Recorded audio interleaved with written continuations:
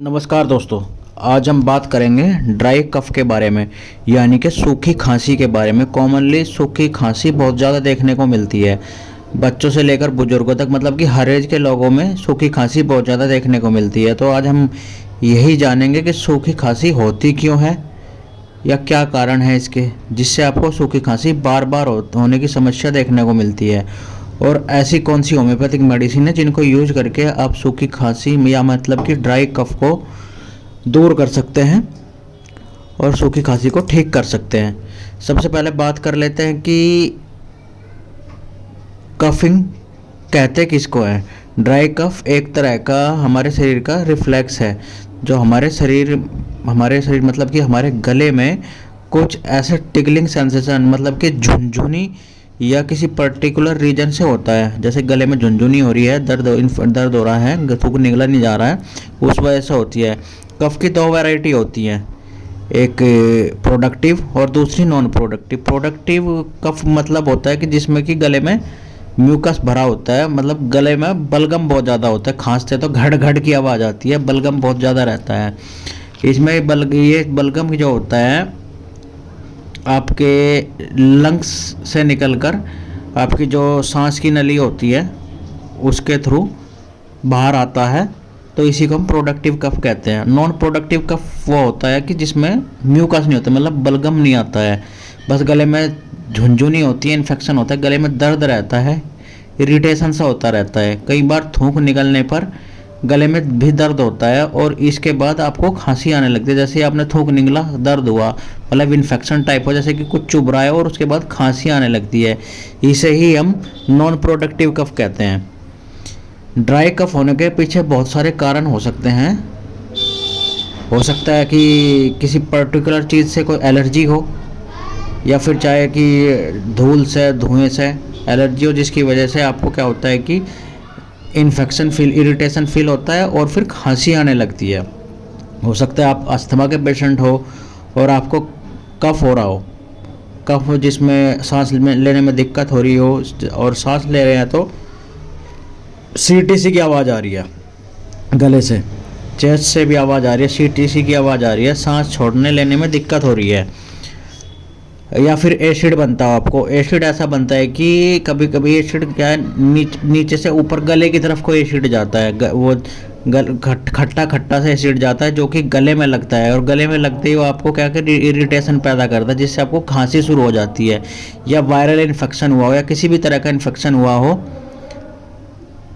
या फिर आपने क्या हुआ कि खांसी के लिए काफ़ी लंबे टाइम से आप क्या कर रहे हैं, बहुत सारे लंबे एंटीबायोटिक यूज कर रहे हैं, तो एंटीबायोटिक क्या कर रहे हैं, वे अंदर ही अंदर जा कर के आपके कफ सुखा देते हैं, और सुखाने के बाद वो कफ वहीं रह जाता है, और जिसकी वजह से वो इरिटेशन पैदा करता है और आपको खांसी बहुत ज़्यादा आने लगती है। या फिर आपके अपर रेस्पिरेटरी में इन्फेक्शन हुआ हो, तो उसमें भी आपको सूखी खांसी देखने को मिलती है।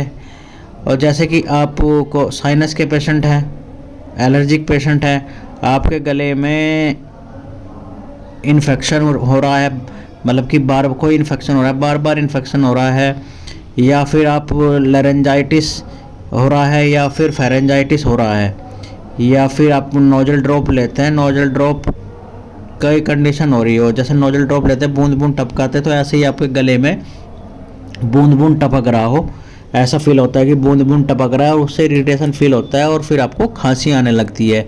ये तो कुछ कारण थे। फिर बात कर लेते हैं हम लक्षण की। लक्षण तो जैसे कि मैं आपको बता ही चुका हूँ कि गले में इरिटेशन के साथ साथ खांसी होगी, गले में झुनझुनी के साथ दर्द देखने को मिलेगा, खांसी होती रहेगी, कफ तो कफ बिल्कुल भी नहीं निकलेगा, बहुत ही ज़्यादा खांसते हैं तो खांसते खांसते रह जाते हैं, लंबे टाइम तक खांसते रहते हैं। खांसने के बाद इसमें आपको क्या होता है कि चेस्ट में दर्द फील होता है, लेकिन फिर भी खांसी रुकती नहीं है, गले से सीटी सी आवाज़ आती है, सांस लेने में भी दिक्कत रहती है। अब हम बात कर लेते हैं मेडिसिन की, कि कौन सी होम्योपैथिक मेडिसिन है जिनका उपयोग करके आप ड्राई कफ को ठीक कर सकते हैं। आज मैं आपको बहुत अच्छा कॉम्बिनेशन बताने वाला हूँ, जो कॉम्बिनेशन आपके ड्राई कफ के साथ साथ में, जो एक वो बोलते हैं ना कुकुर खांसी बोली जाती है, मतलब कुत्ता खांसी बोल देते हैं कुछ जगह, उसको भी ठीक करेगी। या कोई बहुत ज़्यादा सीवियर खांसी है उसको भी ठीक करेगी।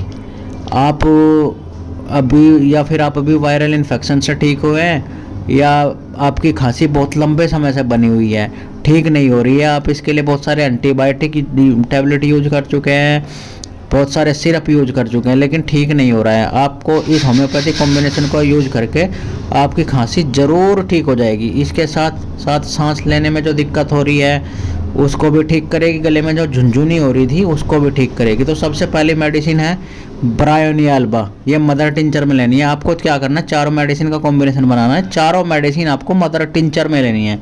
तो सबसे पहली मेडिसिन है ब्रायोनिया अल्बा मदर टिंचर। ये क्या करेगी, आपकी ड्राई कफ को है बहुत जल्दी ठीक करेगी। इसकी मतलब कि इसमें क्या हो रहा है कि इतनी खांसी आ रही है कि चेस्ट में दर्द हो रहा है, खांसते खांसते चेस्ट को पकड़ कर रखना पड़ रहा है। इसके लिए ब्रायोनिया अल्बा बहुत ही अच्छा काम करती है।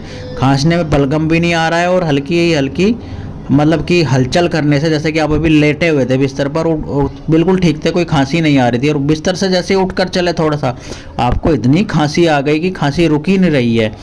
तो इसमें ब्रायोनिया अल्बा बहुत ही अच्छा काम करती है। दूसरी मेडिसिन है इचनीसिया, ये भी मदर टिंचर में लेनी है। आप सभी जानते हो कि ये इचनीसिया क्या होती है, एंटीबायोटिक एंटीसेप्टिक डोज की तरह यूज की जाती है। मैक्सिमम जो भी इन्फेक्शन हो, मतलब बॉडी में कहीं भी इन्फेक्शन हो, उसको दूर करने के लिए इचनीसिया बहुत ही अच्छा काम करती है। तीसरी मेडिसिन है ड्रोसेरा, ये भी मदर टिंचर में लेनी है। ये स्पेशली ड्राई कफ पर काम करती है।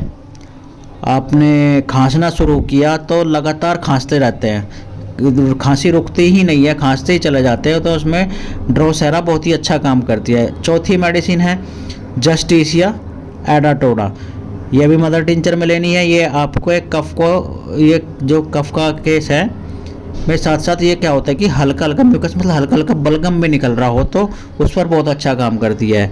आपको क्या करना है, इन चारों medicine bryonia alba mother tincture, echinacea mother tincture, drosera mother tincture, justicia mother tincture को होम्योपैथिक स्टोर से खरीद कर लेकर के आ जाना है। सील पैक ही मिल जाएंगी, वहाँ से लेकर के आना है। साथ में एक खाली शीशी भी ले आना है, या मतलब ड्रॉपर वाली लेकर के आना 100 ml की।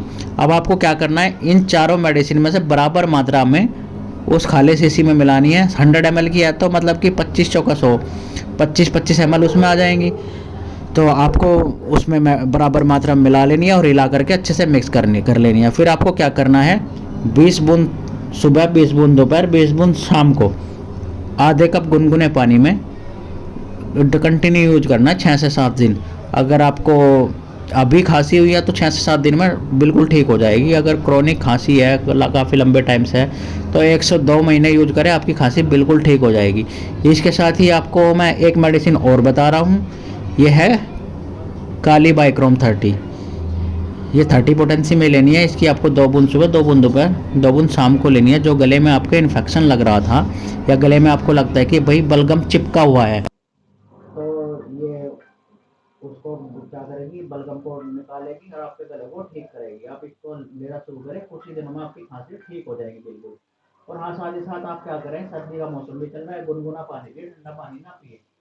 देखें कि आपकी खांसी कुछ दिनों में ही ठीक हो जाएगी। अगर आपको मेरी इन्फॉर्मेशन अच्छी लगी तो मेरे चैनल को लाइक कर दें, शेयर कर दें, और सब्सक्राइब करना भी ना भूलें, और साथ साथ में आप बेल आइकन भी ओपन कर लें, जिससे कि मेरी जो वीडियो का नोटिफिकेशन आप तक पहुंचता रहे, और मेरी नई नई इंफॉर्मेशनल वीडियो आप तक ऐसे ही पहुंचते रहे, और मुझे सजेस्ट भी करते रहे कि मुझे नई वीडियो किस बीमारी पर लेकर आनी चाहिए। Thank you.